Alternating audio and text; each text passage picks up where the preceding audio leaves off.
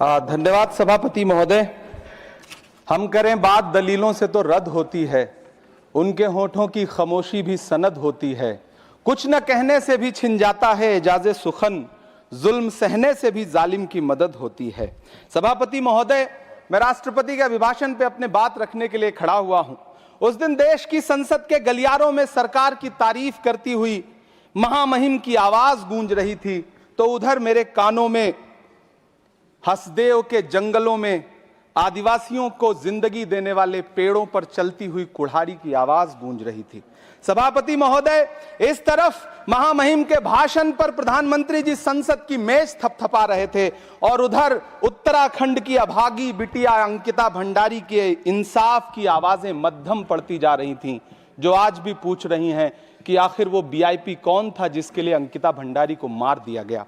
सभापति महोदय, इधर महामहिम सामाजिक न्याय की बात कर रही थीं और उधर उत्तराखंड के कोटद्वार में नफरती लोगों के खिलाफ एक बुजुर्ग को बचाने के लिए खड़ा हुआ दीपक, जो मोहब्बतों की रोशनी लेके खड़ा हुआ था, उसके खिलाफ कोटद्वार की पुलिस गंभीर धाराओं में एफआईआर दर्ज कर रही थी। और वो भी उस दिन हो रहा था जब उत्तराखंड के मुख्यमंत्री कोटद्वार में मौजूद थे।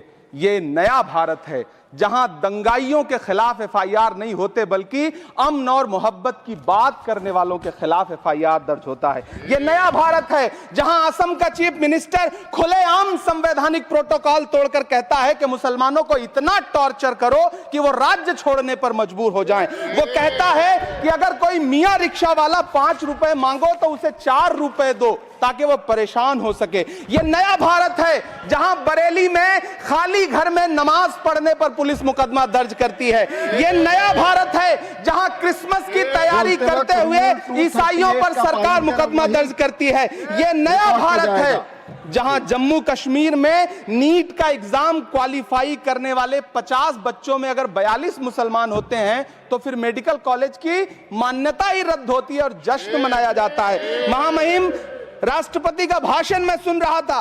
सर, यह नया भारत है जहां मध्य प्रदेश के बैतूल में बच्चों के स्कूल बनवा रहे मोहम्मद नईम का घर स्कूल इसलिए तुड़वा दिया जाता है क्योंकि वो स्कूल बनवा रहे थे। ये नया भारत है जहां कोर्ट का स्टे होने के बावजूद बनारस की दाल मंडी में सैकड़ों दुकानें तोड़ी जा रही हैं क्योंकि रास्ता चौड़ा करना है। सभापति महोदय, मैं आपसे कहना चाहता हूं कि जो पीढ़ी अपने बुजुर्गों को गाली देती है उसके साथ प्रकृति इंसाफ करती है। आप इंदिरा जी और नेहरू को गाली देते हैं, नेहरू को छोटा नहीं कर पाएंगे।